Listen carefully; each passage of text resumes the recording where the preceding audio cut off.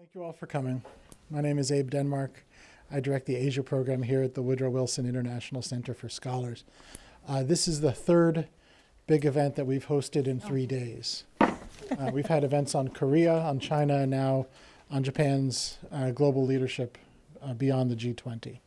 We're thrilled to be able to host this event. It's a critical issue at a very critical juncture in global geopolitics. And we're thankful to be able to host this. We're thankful to the Japan Foundation, CGP. We're thankful to all the people who've come to present with us today. And personally, I'm very thankful to Shioko Goto for organizing this event and putting it on.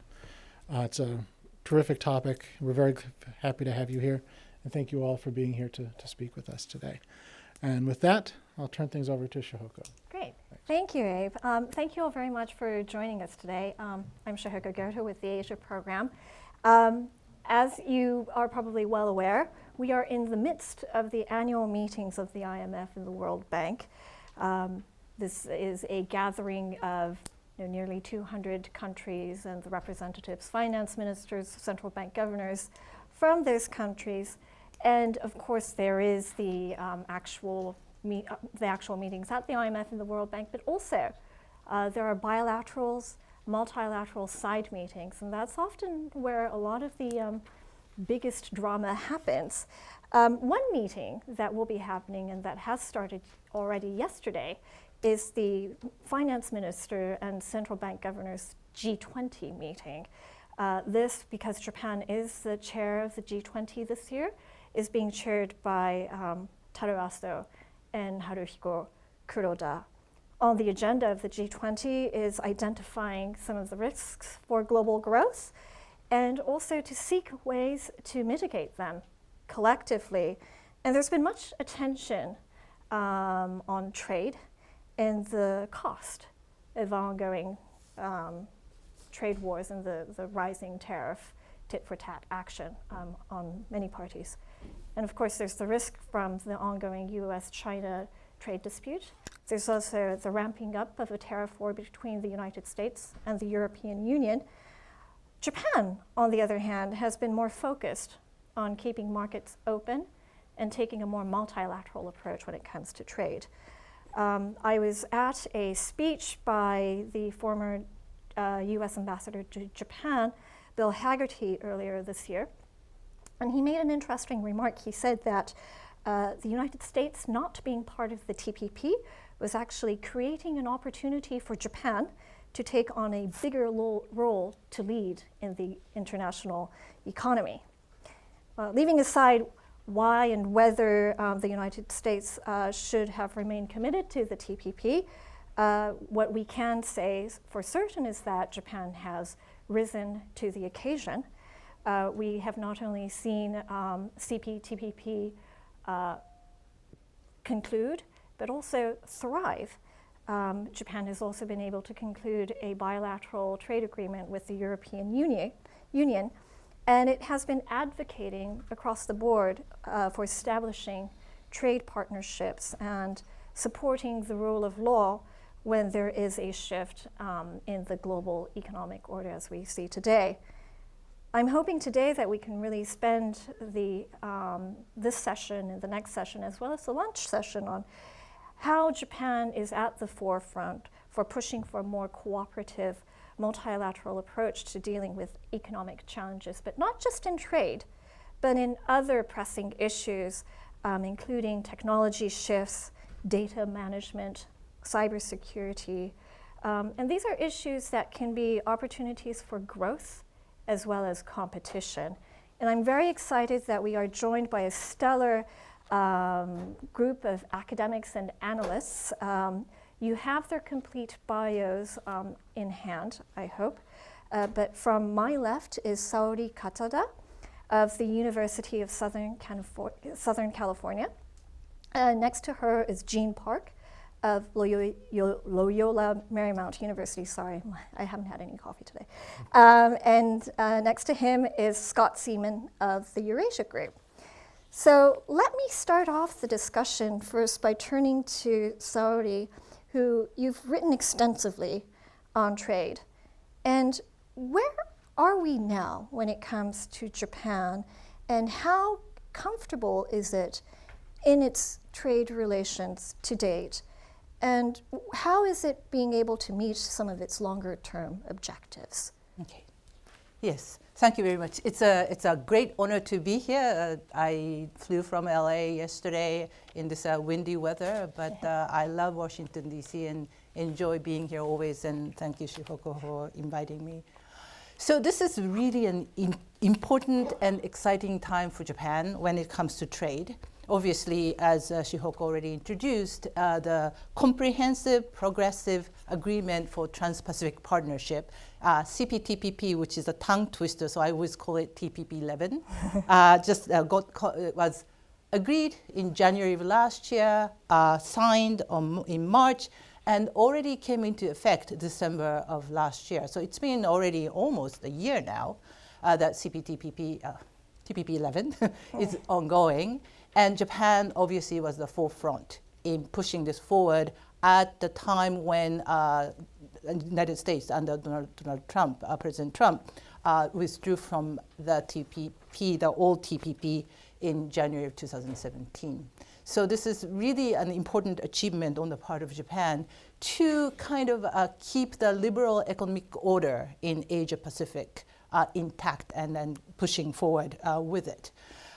So on this side, for Japan, became really an important agent of rules-based economic order. So that's on one side.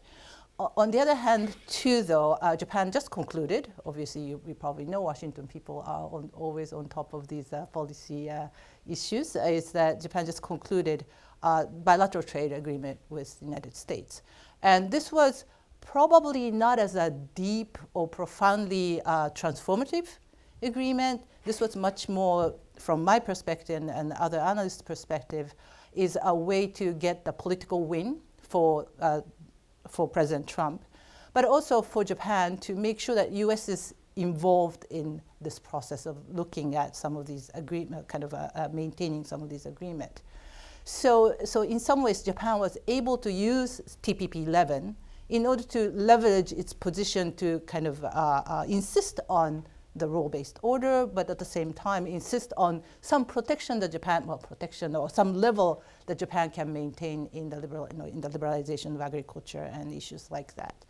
So in some ways, yes, Japan is kind of keeping the torch of the liberal order, but at the same time, yes, it is under pressure to manage the bilateral relationship between Japan and the United States. I would like to talk a little bit about the infrastructure, but I will probably wait till the next speaker, or should I, no, can I talk about this? Please feel free. Okay. Okay. So the other thing is another coup that Japan had was the G20 in the context of G20 in Osaka just was the end of June this year. Was the agreement on the principles of the quality infrastructure investment.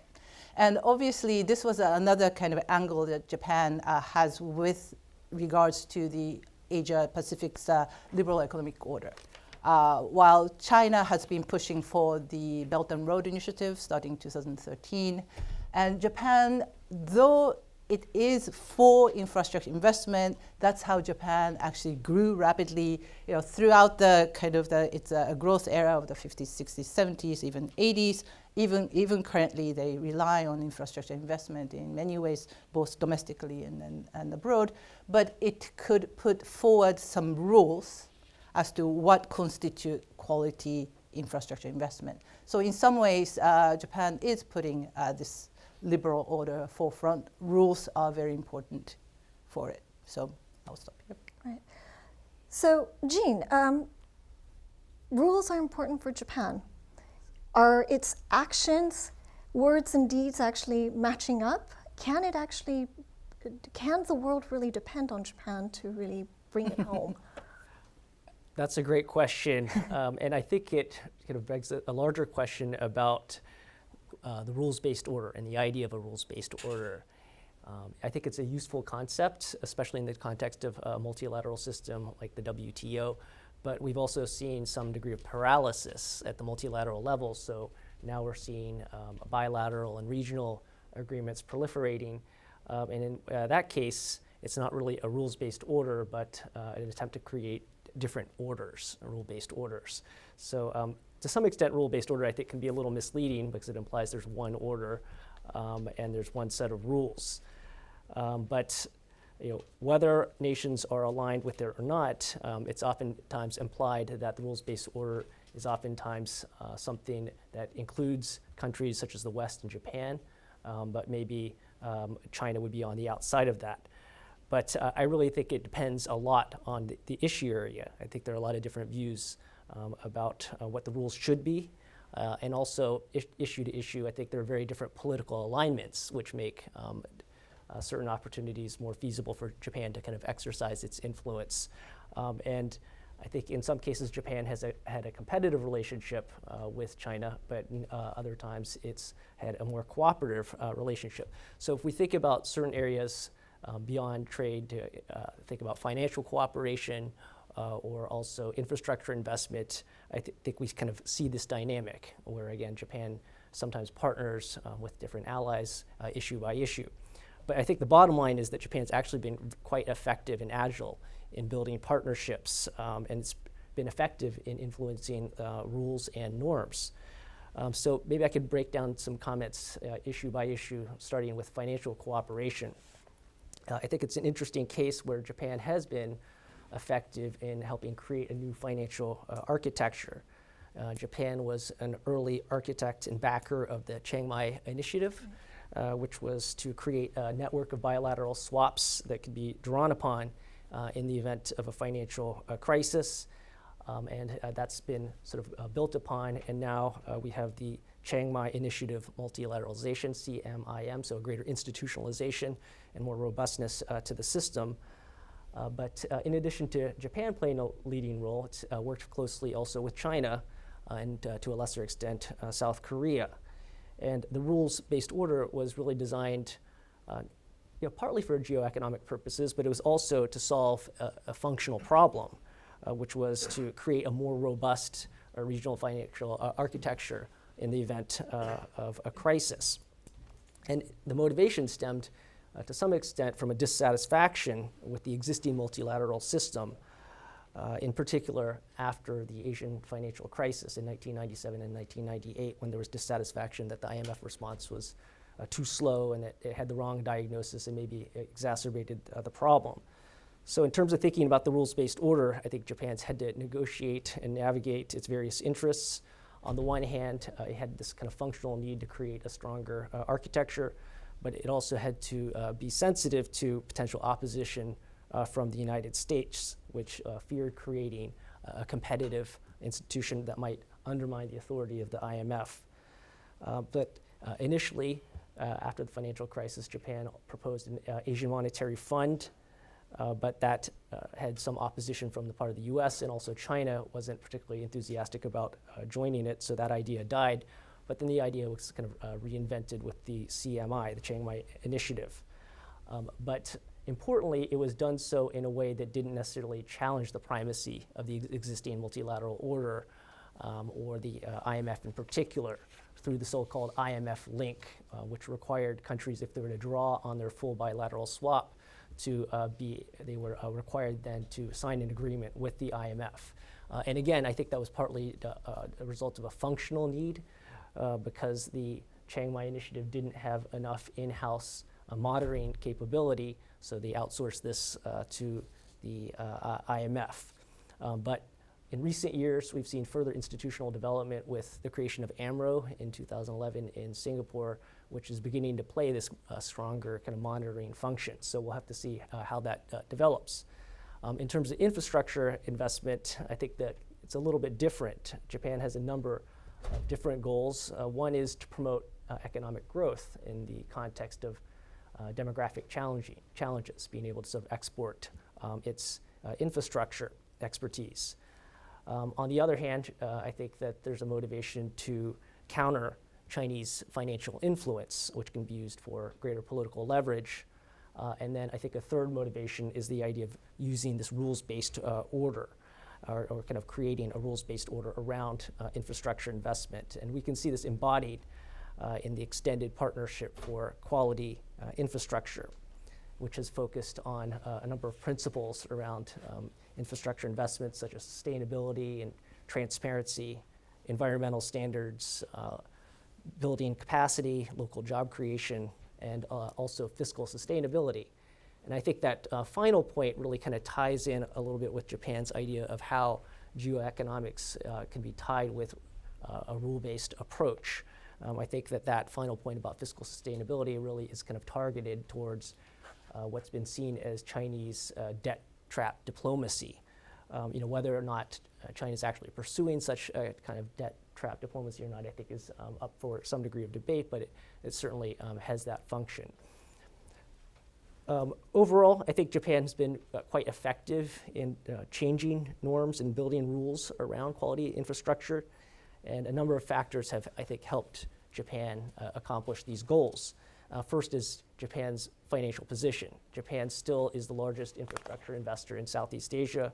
It's also the largest net international investor in the world, larger than Germany and also China. So that's given it some assets that it can leverage to have greater influence. But secondly, I think Japan's also benefited from a lot of willing partners out there, partners that want to join on into this quality partnership idea and have partnered with Japan in signing infrastructure agreements. But there's also willing partners in terms of recipient countries that might want that investment. And then third, and this may be sometimes overlooked, is the fact that China seems in many cases more receptive to the idea of, or some of the principles of quality infrastructure. And I think China has a number of incentives for want to kind of sign on to this type of agenda, partly because BRI is to some extent a damaged brand because of some of the negative publicity that's come out about it and some failed projects in different countries. So I think that by signing on to some of the principles of quality infrastructure, that China is actually trying to improve its image a little bit. And I think that all of these efforts have I think resulted in tangible changes, many of which Saudi mentioned. I think the G20 would be the best and most recent example, but there are others as well. It goes back to 2016 with the G7 when Japan rolled out specific principles for promoting quality infrastructure investment. Also, APEC quality infrastructure guidelines in 2018 very much reflected Japanese ideas about quality infrastructure. And just recently, just a few weeks ago, there's a new EU-Japan agreement on infrastructure investment to enhance EU-Asian connectivity. But I think looking ahead, while Japan's had a high degree of success, I think there are some challenges in the future. Chinese investments are likely to grow at a more rapid rate. And I think there's also the challenge of taking the idea of quality infrastructure and folding it into this larger vision of the FOIP, the Free and Open Indo-Pacific. In some cases, countries have been receptive, but in other countries, such as in Southeast Asia, there have been some that have been wary about the larger vision of FOIP. So those are some of the maybe structural constraints about how that can be built upon. So, thank you. That was a very rich analysis, and we have a lot to build on that. But one issue perhaps that I would like to ask Scott about is, Jean talked about Japan, and it's one of its strengths is to have willing partners and to also be in a strong financial position. These are, variables that could change with different political as well as fiscal circumstances. How resilient is Japan to be able to continue to deliver on these? Well, let me start maybe with some of the alliance structure issues, because obviously we're talking about economic cooperation, but you have to have security and political cooperation that goes along with that. Right now, I sense that Japan is maybe having something of I don't want to say an identity crisis, but feeling as if the world around it is changing very rapidly. There are very strong concerns about the impression that the U.S. has less influence in Asia and perhaps has less willingness to exert it. And obviously the U.S.-Japan alliance is a very long-standing one. And I think there's a great deal of angst in Japan trying to figure out if the U.S. is no longer the type of strong partner that we have had for decades. What are we going to do? And I think as part of that, you've seen the Abe administration start to look for some alternatives in some very quiet, subtle ways. There's been some effort to, I think, improve relations with Russia with very mixed results. I don't know if I could recommend Japan maybe seeing Russia as a long-term partner. I think Mr. Putin has disappointed Prime Minister Abe on numerous occasions, and that probably will continue. We've seen the Japanese elevate China recently above North Korea as the largest strategic threat facing Japan. So we hear a lot about the Chinese trying to court Japan as trade tensions with the US increase. China's making sure that it has other sources of inbound investment and has been kind of warming relations with Japan. But whether that lasts is a big open question. My general feeling is that no, it won't last. It will last until it's no longer useful for China to do that type of outreach. And then, of course, we have this very large problem between South Korea and Japan, which I think is concerning on many fronts because it not only interferes with economic cooperation, the ability for Japan to exert leadership, to find partners in the region for what it wants to accomplish, but also on the security front, it's extremely concerning. The U.S. sees much bigger threats in the region, Russia, North Korea, China, and I think it's very worrisome that the U.S.'s two chief allies in Asia are not getting along. Finally, I think that the Japanese internally have something of an identity crisis or an issue just figuring out where they want to go from here. And that's a much bigger issue that I probably will leave for later. But I just threw out one kind of data point in particular. And this is from a Pew Research Center survey in 2018, which I'm sure many of you probably have read. But in that survey, 76% of Japanese thought that today's children in Japan will likely be financially worse off than their parents. And that was the highest score among the 27 countries that were surveyed, save for France. So, and the very things that Japan does well in terms of robotics and technology were identified in that survey as a source of angst in Japan when people think about the jobs that they might be able to do in the future. So we have, in the midst of Japan trying to exert its leadership abroad, it is trying to figure out how to position itself in a rapidly changing world at the same time that it's undergoing these changes internally. I mean, one of the things that Japan did in the G20 meeting was talk about the digital economy and trying to come up with rules. And they had to break it out into a separate chapter because some countries, such as India and Indonesia and South Africa, didn't sign on to it, right? So certainly there's there's a willingness to acknowledge, an eagerness to embrace the emerging 21st century economy, but at the same time, I felt that some of the real core issues that is facing the global economy, like a growing income inequality or a failure to adjust to technological challenges more broadly, like automation, were not really addressed. I'm wondering, Scott, whether I know, for instance, the Eurasia Group is very focused on a lot of these technology issues as well. But is there an opportunity here for Japan to take on a bigger role in addressing some core issues when it comes to facing the real challenges of the 21st century growth prospects? When I think about how we might be able to get at two problems, one is the demographic challenges that Japan is facing, and of course the slower growth that goes along with that, and the Japanese desire to have more of a leadership role in the world. I really, and this is not new. This is not anything that people haven't been talking about ad nauseum for quite some time, but there is an opportunity for Japan to really focus on how to restructure itself for an aging society. And this was definitely a theme that Abe wanted to incorporate into the G20.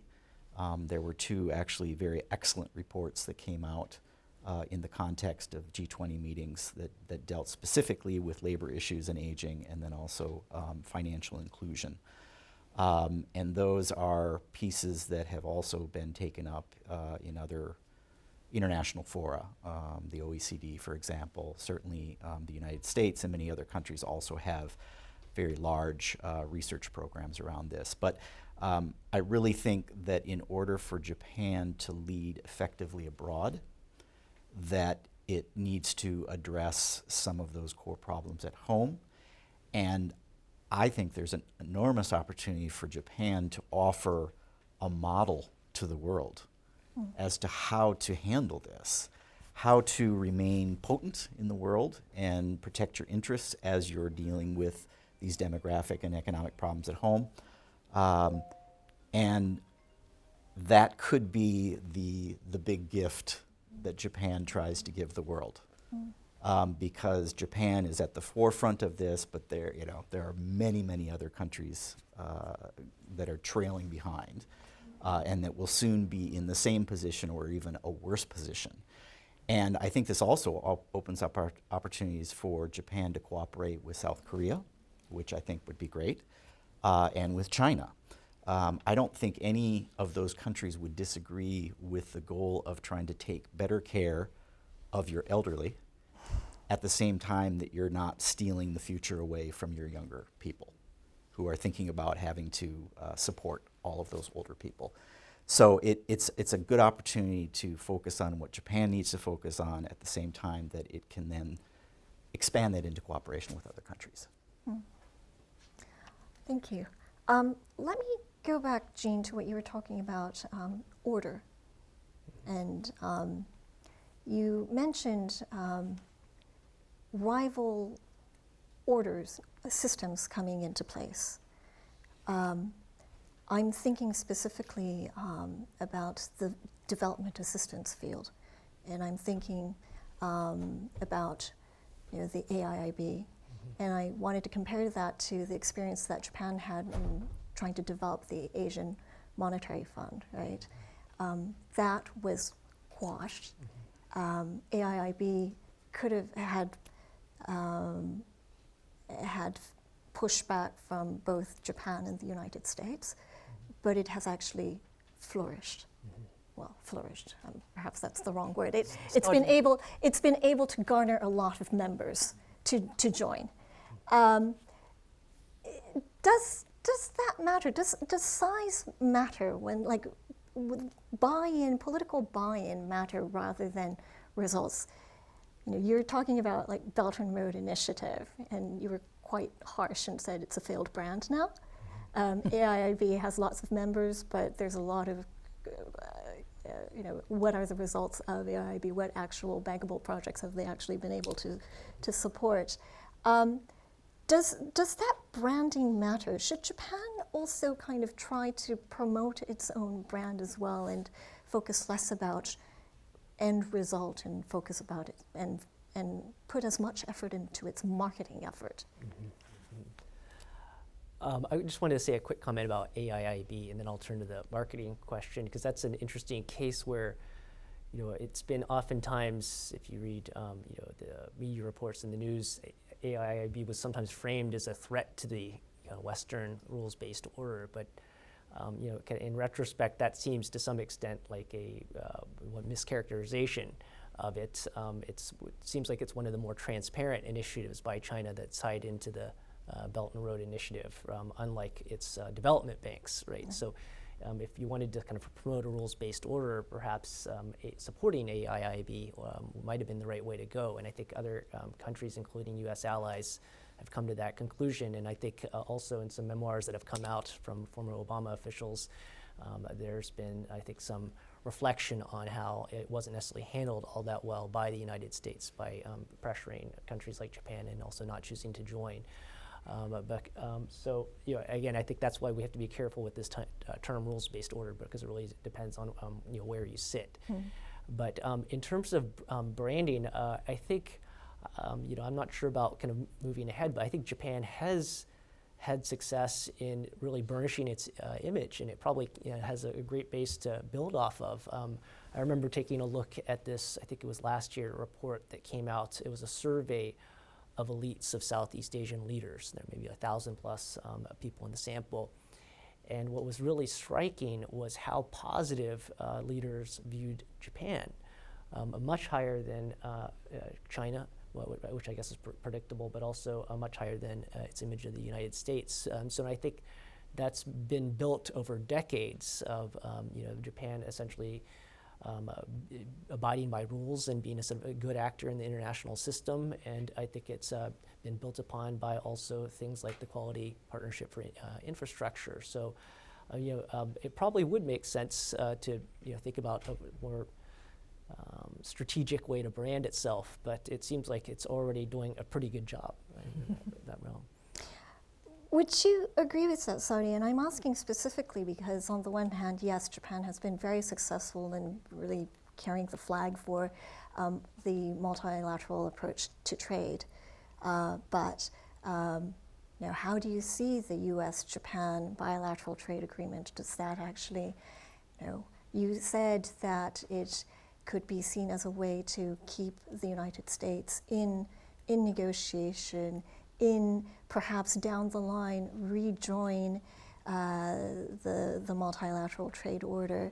But at the same time, there's a lot of, you know, it's being debated in the Japanese Diet at the moment. A lot of opposition members, a lot of analysts, members of the public are concerned that this was actually, you know, what was agreed upon actually doesn't really promise what Japan really needs, which is to keep punitive tariffs at bay.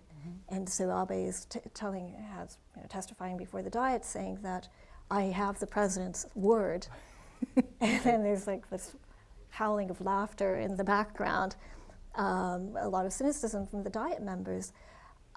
Is Japan really being able to carry that torch of trade leadership? It's done so well to date, but it's got the US bilateral, it's having the Korea issue. Where does it stand? Yeah, I think I totally agree with you. It's a double-edged sword, or, you know, Japan is, in some ways, it's such an opportunity, but it's such a precarious opportunity for Japan. You know, the fact that, you know, Japan is now carrying this torch is a really important leadership opportunity as well as success for Japan. Meanwhile, yes, Japan still has to deal with the US under Trump, and the way that this bilateral agreement was pushed through the Japanese political system was really kind of shows how vulnerable or very important this alliance relationship is. And Japan is still, in some ways, a reactive state of the 80s. And these are the kind of literature that we studied back in the 80s and 90s. So obviously, it's not the simple, rah-rah where Japan is actually doing the best, and then it's really changing where Japan is leading this liberal order alone. It has to work with the U.S. in mind, and politics in such a way that politics and the security alliance in such a way that Japan cannot divert so far away from what U.S. really wants. While yes, I think this is all the way that bilateral agreement was crafted really shows this difficulty or the challenge that Japan is facing, and and to some extent so is the relationship with Korea too. I think Jean worked on it more, so he can tell you. But if I can come back to a little bit back to this reputation and Japan's position in overall East Asia or Asia Pacific. I think Japan has been working on this for a long time. I think the comparison of AIIB is better with ADB, the Asian Development Bank, goes back into 1960s. But this was a success. Japan had to kind of divide its power with the United States, but it was a coup for 1960s Japan. And it's been, gradually, but very consistently giving a lot of benefits to countries around Asia. So Japan has not been this kind of a huge rising power that China came to be in the 21st century, but its track record and the long-term accumulation reflects on the perception of the Southeast Asia. And Japan came from a very difficult background of the war and everything else. So I think Japan has come a long way. And even though AMF, the Asian Monetary Fund, didn't succeed, but this was a emergency funding mechanism which needed to have much more strong kind of a unified front vis-a-vis the debtors. While infrastructure investment is a kind of a positive sum game, where more fund is better as long as it doesn't undermine some of the critical issues like social protection or environmental issues and so on and so forth. So AIIB was actually easier thing to set up than AMF was. And to some extent this was an opportune time. It wasn't just the AIIB, but even prior to that, after the global financial crisis, the G20 put forward some of the kind of alternative or additional way of managing global development, which included infrastructure investment, particularly in support of the economic growth of the countries in the global south.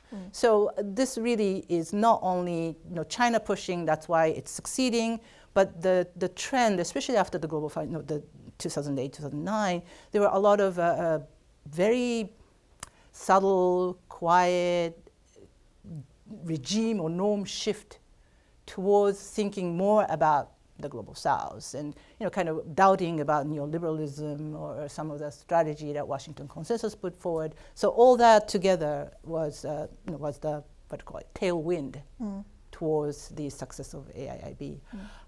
Again, sorry, I'm capturing both sides, but I think it's the combination of these very interesting development.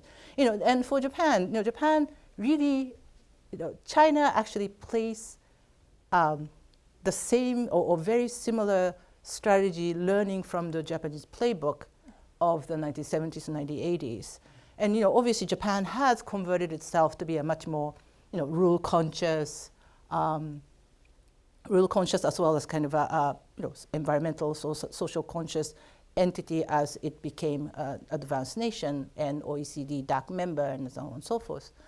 While putting infrastructure as a foundation for economic growth and catch-up has been really important for Japan way back, to some extent even now, and China is playing the same card with a different probably emphasis, maybe a little different geostrategic Chinese characteristics. Yes, with Chinese characteristics, geostrategic objectives. But I think it's an interesting development to observe that now Japan is saying, yes, we have done that, but really there has to be more rules, more protection in place. Before I get into the rules issue again, let me stay on the China issue. And we talk about Japan being a role model of sort in the region. Of course, China is the biggest trading partner for all Asian countries. But at the same time, Japan sees China as a strategic threat.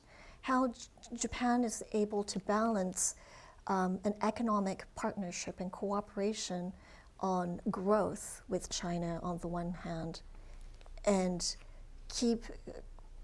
see it as this military threat on the other, is something that other countries, especially in Southeast Asia, are going to be grappling with as well. Is it managing to, can it actually move forward on this? Is there a breaking point? What is going to, how do you see this panning out? So I see a lot of heads shaking, so I'm thinking everyone wants to say something. So why don't we start with Jean first? In terms of managing the Chinese and Japanese, that's the two sides. I think a lot of people are writing more and more about this, and it's obviously one of the most important issues. But I think that you see, I think, different things depending on different domains. So the question is there sort of an overarching strategy that will kind of work for Japan to achieve its goals? I think is one way to think about the question. Again, in terms of the financial and infrastructure investment, I don't think we have to necessarily look at these as a competitive set of relations. Also, one thing that hasn't come up is that Japan and China have also talked about cooperating on third-party projects, infrastructure projects as well, right? The kind of BRI-like projects. And so it seems like that's a strategy for maybe Japan to kind of work from within this cooperative relationship to attempt to kind of maybe shift Chinese norms. But in terms of how that overlaps a little bit with the kind of security aspect, I think that Japan's actually doing a good job. It's creating kind of a soft infrastructure with a lot of countries and developing kind of positive relations with a lot of countries. That might not necessarily kind of scale up in terms of alliances, but it creates a sort of foundation, I think, for potential cooperation, greater cooperation in the military and security areas if there's agreement that China is seen as being excessively coercive, right? And so I think that that's this kind of right way to do that balancing. Great. Scott? So one thing that I've picked up on in talking with Japanese companies is frustration with the Abe government often seeing China as a security threat, and Japanese businesses seeing China obviously as an economic opportunity, and that seems to play out even in the context of thinking about working together on infrastructure projects, for example, in third countries. And what I've heard is that there are people in the Japanese government whose job, obviously, it is to protect the nation's security, and so they see China and maybe working with China on infrastructure projects through that lens. Is this something that we want to get into, given some of the side effects? And in particular, there's this sense that the Chinese companies, who are often the general contractors, that sit at the very top, often state-owned enterprises, or at least there are those connections. And then Japanese companies want to be perhaps subcontracting and providing certain technologies or services into that project. The Japanese government, or at least some parts of it, often sees the Chinese the general contracting position as something of a threat, of a dominance, something that creates risk that the projects will go in maybe the wrong direction. When I talk to Japanese companies, they actually say they're very comfortable with Chinese companies being the general contractors because they shoulder the risk. And they're also backed with tons of money coming out of Beijing. So as long as Japanese companies feel they're in a position to participate in a project and provide, as I said, some sort of technology and profit from that, they're quite comfortable in that role, and then letting maybe the Chinese companies further up the chain bear the brunt of the risk. But there definitely is a tension, I think, between the Japanese government and its view of how to approach Japan or China from a security perspective versus Japanese companies wanting to ensure that they're making money however they appropriately can. Yeah, so I have 3 points to make. I think kind of following up on what Scott was saying, that, I think Chinese companies and Japanese companies, the Japanese businesses, many of them see opportunity in China rather than the threat. Obviously, there are competitions, but the competitive part is not where Japan is heading, right? It's more the lower echelon of things, and where like Uniqlo succeeds because China existed to help them lower the prices and so on. So there's much higher collaborative nature among them. But having said that, my first point is many of the businesses really need rules to protect them, the property rights, like national treatment. So that's why rule-based order become increasingly important, not only between Japan and China, but within the region. So that's, I think that really reinforces Japan's significant interest in the rule-based order within Asia-Pacific because of China's kind of omnipotent presence. So that's one point. Second point, though, is that China and Japan actually sees a lot of things kind of similarly. I think Jim pointed out earlier that these are two big creditors. And they want rest of the world, especially the region, which are more the debtors, to kind of behave in the way that would protect creditors' own interests. So, CMIM and all those financial issues, they tend to collaborate better because they have the same stake, they have the same perspective. Having said that, though, when it comes to leadership, they actually compete. So I think an interesting example of this is the Indonesian and Malaysian high-speed rail competition, where Japan lost against China in a kind of Indonesia context, and it was a big deal back in Japan because they were working on it for the previous 5 years or so to get the fundamentals, the assessment, and so on. And China came in, gave much better deal, and then go on the contract to China, right? So but at the same time, though, this is not good for Indonesia to lower all these standards into really an easy one, because as you see, after 3 years now of the contract being given to China, I think I hear only 100 meters of that high-speed rail is completed because the assessment was not done, the eminent domain was very problematic, and so on and so forth. So altogether, it actually benefits both countries, the government, to really have a good standard so that there's no race to the bottom taking place within Southeast Asia in the third country that they actually like to collaborate. The final point, this is my sense, and I don't know if I'm correct, and maybe I'm politically incorrect, making a politically incorrect statement in Washington, D.C. here, is that in East Asia, I'm wondering if there is substitution of security and economic tensions, by which I mean that, yes, true that Japan and China have kind of a security issues, the territory and various other things, but can that play out in the economic sphere so that it will not exacerbate the security tension? Maybe taking it to the Korean perspective, it's much better for Japan and Korea to be, putting tariffs with each other and kind of playing this playing this tension in the economic front to get some, it's a safety valve of the security tension being transferred into the economic realm so that it will not create real military conflict. So trade and all that is problematic, and yes, it's detrimental and so on, but it might be a way to show their dissatisfaction through economic means rather than security means. One very good point, example, I think, is that China these days do a lot of consumer boycotts, right? And on issues that are security related, like the territorial issues or maybe the South China Sea, and then China blows up and say, okay, I'm not going to buy anything from Japan.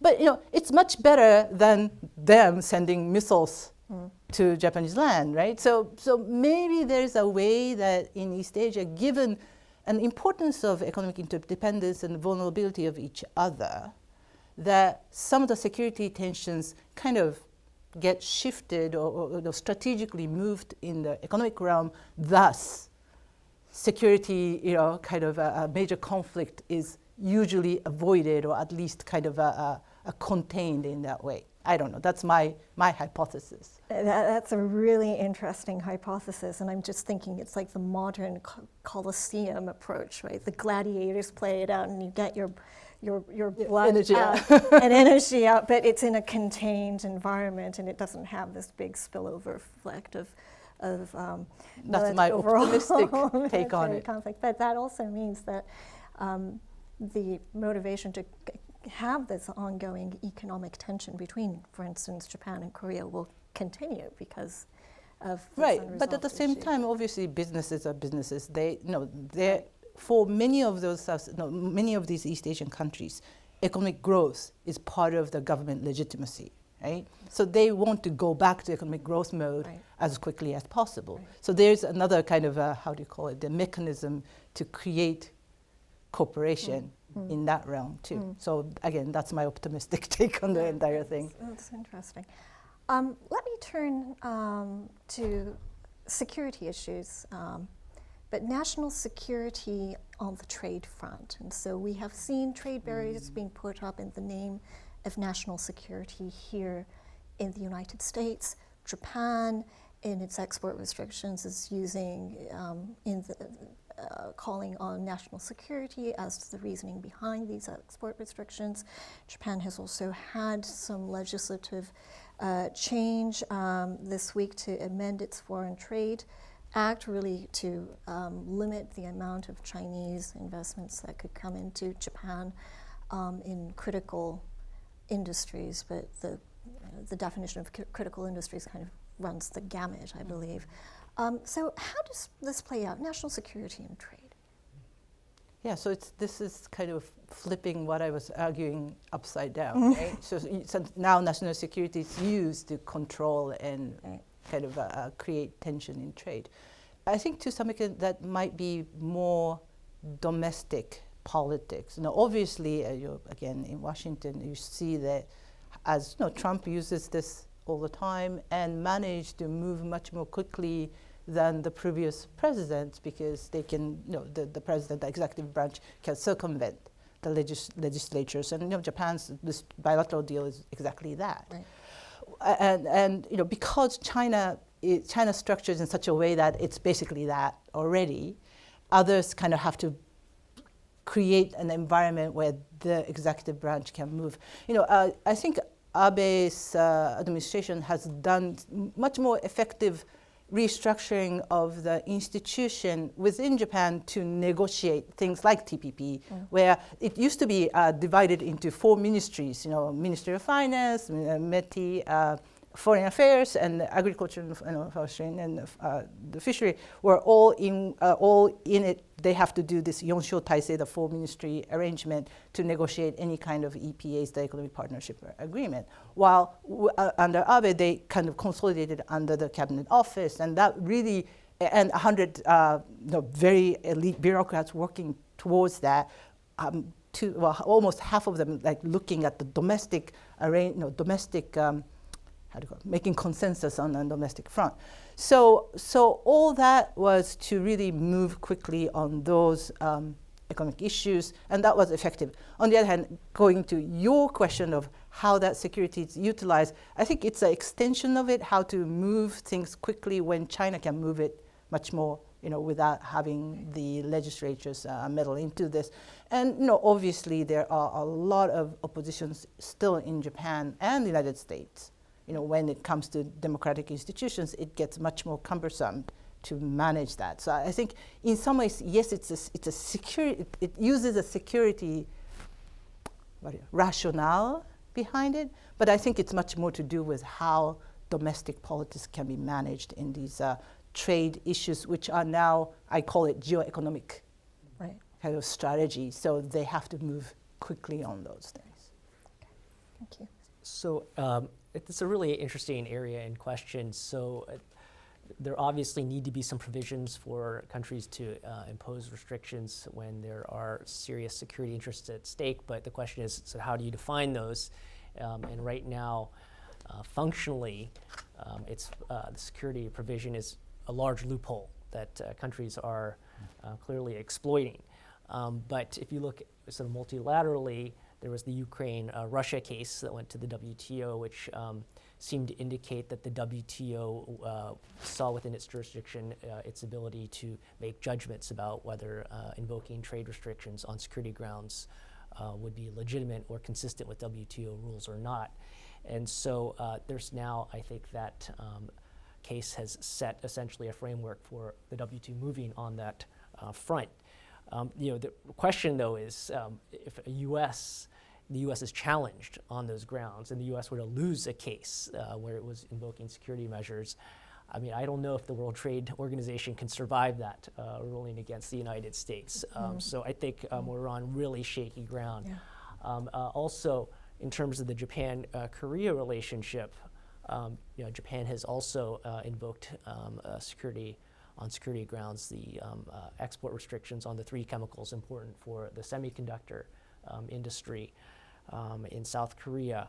And so that'll probably work its way through the system, and it'll be interesting to see what happens if the judgment goes either way, right? Or do both countries sort of abide by that? Are they satisfied? Are they going to be compliant with it? So that'll be a real kind of test case. So hypothetically, if the WTO ruled against the Japanese case, if they were not to be compliant with that ruling, I think that would be a real deviation from Japan's commitment to the kind of rules-based order. So it's something I think to watch out for. That's assuming that we'll even have a functioning appellate body by the time it kind of works its way up. So also, I think there's, even without that, there's still problems with that provision, because if you want to do something quick as a measure of coercion, you can invoke these kinds of claims and then just kind of sue for peace if you're the more powerful country. If you see your coercion works, then even if you get a negative ruling against that measure in the WTO, it's happened so far down the road that it's no longer relevant, right? So the process is so slow that it's not going to ever stop the strategic use of that as a source of coercion. So it's a really interesting area, so I'm glad you raised that point. Yeah, one of my current concerns in the context of South Korea and Japan and kind of this blurry line between security and economic relations, I think there's a sense in South Korea that what is happening may be part of a broader Japanese shift away from South Korea and even North Korea. I think there's a little bit of a conspiracy feeling there that we probably have to work through. But I think the sense is that the relationship is breaking down on a fundamental level. And yes, economic tension or security tension may serve as a safety valve of some sort. But there seems to be a concern in South Korea that Japan is really making much more of a fundamental shift away. That then has been reinforced, I guess, by Japan talking a lot more about the Indo-Pacific and partnering with Australia and with India and with the United States. So, it can be an important safety valve, but it's also something that can get off track or go much further than I think anyone intended at the beginning. Especially if people start thinking that this is part of a much bigger move. Right. Unintended consequences, right? Right, so you've all been very patient. I'd like to open the floor to questions. If you could please, we are actually live webcasting this, so if you could please raise your hand and wait for the microphone to come, and I see Kent.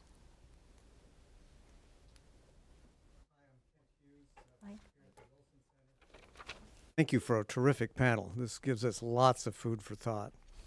I did want to start by saying that Japan's performance in today's Rugby World Cup shows they're still a fierce international competitor. Right now there is another competition, really a techno competition among the major powers. Everyone has their own vision, explicit or not, of Made in China 2025. Japan set a standard during the East Asian Miracle for an effective industrial policy. How will Japan adjust its industrial policy going forward to these very different conditions? Who wants to take that?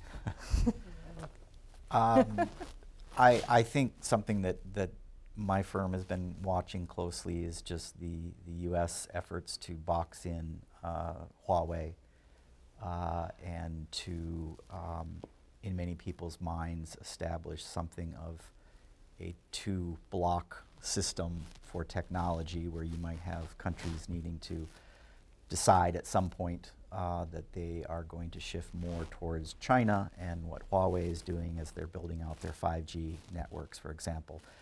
And then other countries may decide that they need to shift over to the U.S. So I think industrial policy will be determined in large part by countries struggling with that choice.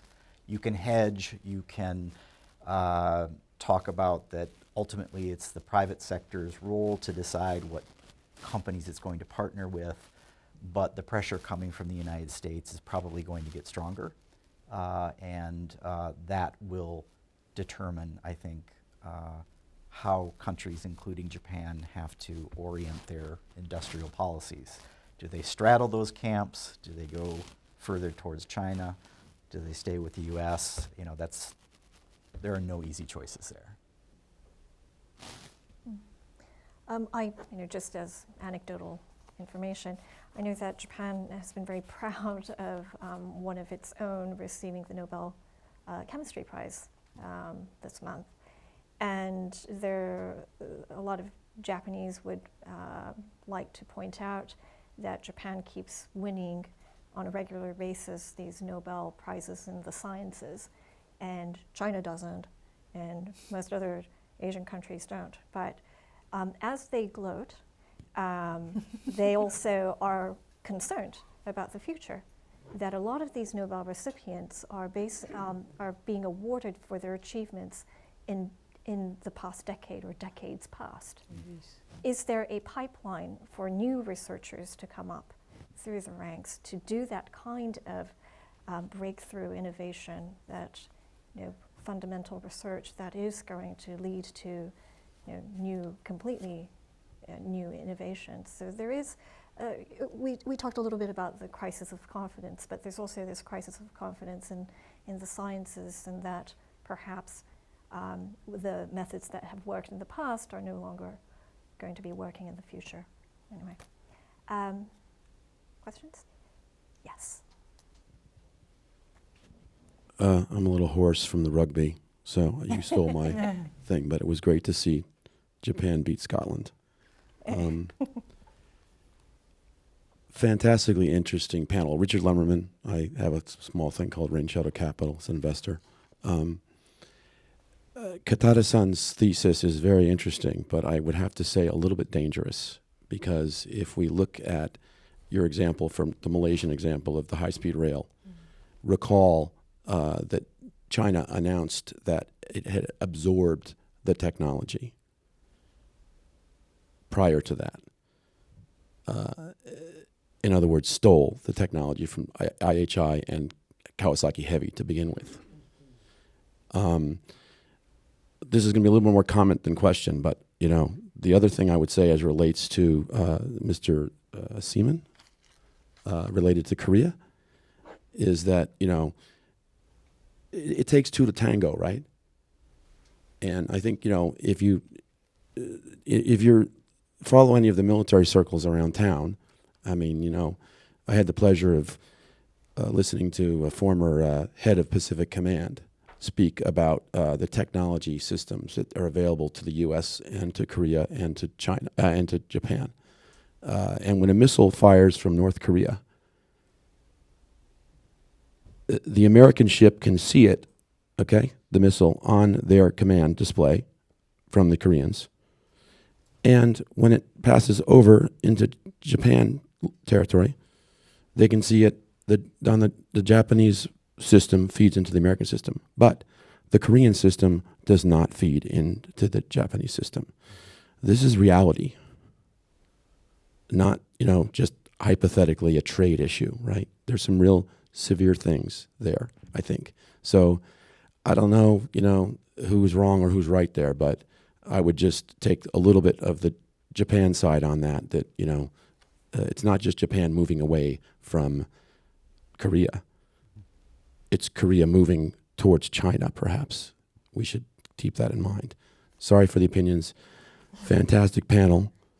You guys are, I got to stop there because I got too much else to say. But one last thing. How about bolder movement? How about an advisory panel that says, for example, hey, how about we have this nice little place called Fukuoka, and a lot of you people in Hong Kong are looking for a place to go. How about that? Any reaction or? What I was relating was just what I'm hearing from South Korea in terms of their concerns. But I totally agree. There's blame on both sides, and if there's any set of issues I try to not step into, it's Japan, Korea. I lose no matter who I'm talking with. I think the compatibility of technology issue is, as you mentioned, something very concerning. I know that the United States, that's part of their pitch for Huawei, that we cannot confidently be your security partner and be hooked into your systems if you're partnering with Huawei, and we have concerns about that.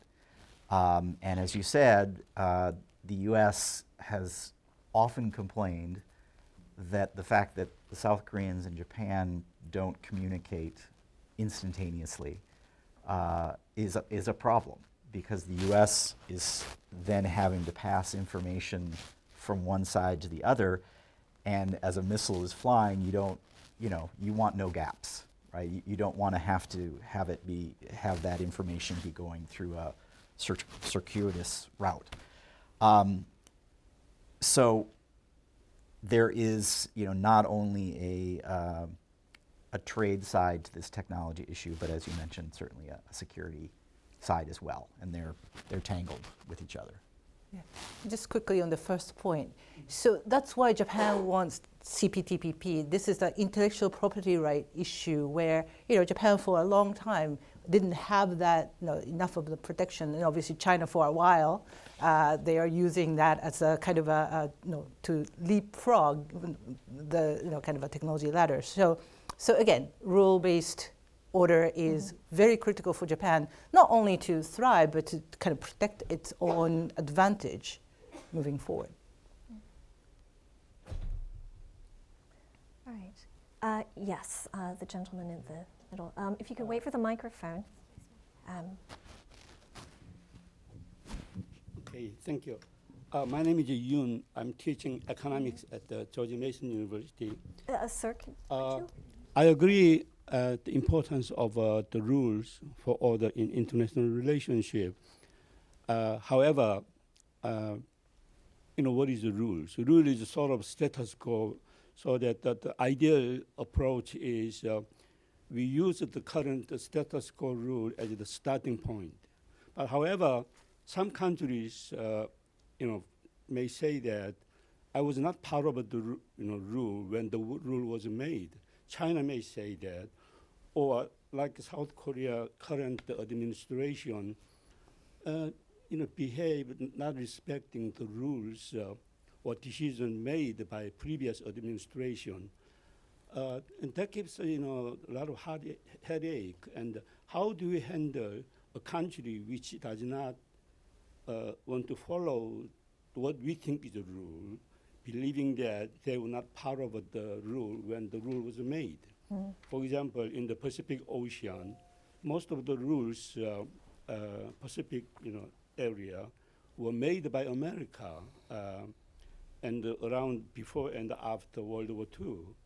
And some countries may say we were not part of the rule, and here comes the typical question in economics, whether it's a rule or we should follow, by discretion. Given the current situation, I want to follow whatever is best for me. Okay, thank you.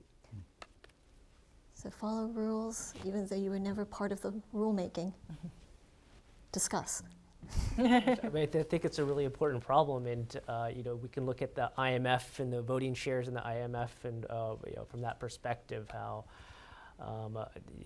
essentially China, there's a mismatch between its economic size and its voting power. Right, this is a system that was created before China was a major power.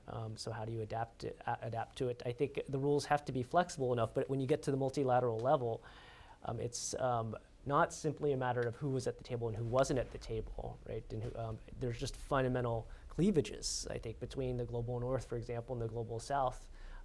And so, it's a classic international relations problem. How do you kind of get kind of consensus and coordination among countries? And I don't think there's an easy answer to that question, but I think it's also part of why we're beginning to see more and more regional, smaller level agreements where it involves a smaller number of parties with a clear common set of interests, signing agreements, but I think that's overall potentially not good for the overarching multilateral system. So I'm not really addressing your impossibly hard question to answer, but those are my comments. Yes, to me, so some rules are kind of fixed, like the legal document and so on, but most of the rules are defined and redefined. These are not static kind of element. They are the dynamic feature to rules. So I see it from that perspective. What's more fixed are the institutions. So IMF, it has a fixed kind of norm and so on and so forth. But norms change and then rules change according to the changes in norms. I was giving the example of infrastructure, which got to be the major thing in the 50s and 60s, even under the World Bank, while kind of declined because the shifting of the norms among the countries, the donor countries, away from it to governance and poverty reduction and so on, now it has come back because of the change of the kind of normative powers of the North and South. So I don't see rules to be kind of fixed, and it's a contested element for everyone.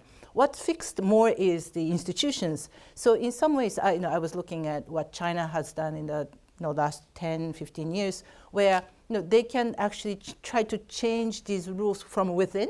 So again, IMF, China has increased its voting share. Japan has been doing that for a while now. Since late 1980s, Japan has been pushing to change some of the norms through the World Bank's East Asian Miracle publication in 1993 and so on and so forth. So there are a lot of these kind of tug of war, the struggle going on to define and redefine rules and norms.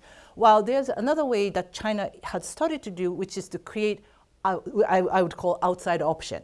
So AIIB is an outside option to the World Bank, creating another institution which highlights new norms, new rules, not so far away, but at least some level, like infrastructure, emphasis and things like that. So I think there are many ways that rules can change, and those who are outside of the original rules can still participate in many ways. And there is a lot of political dynamics that will be part of that rule changing or rule transformation. Just one quick thing. I've heard from Japanese companies that TPP, the most important part of TPP was the dispute resolution mechanism. So that's where rules are discussed, interpreted, and Japanese companies in many cases just when there's a problem in a trading relationship, a business relationship in another country, they simply don't know where to go to even begin trying to talk about it. So at the very least, I think some of these trade agreements at least provide that mechanism for discussing what the rules actually mean, and without that, then sometimes that dispute goes outside of those institutions. Let's take one last question. Yes, sir.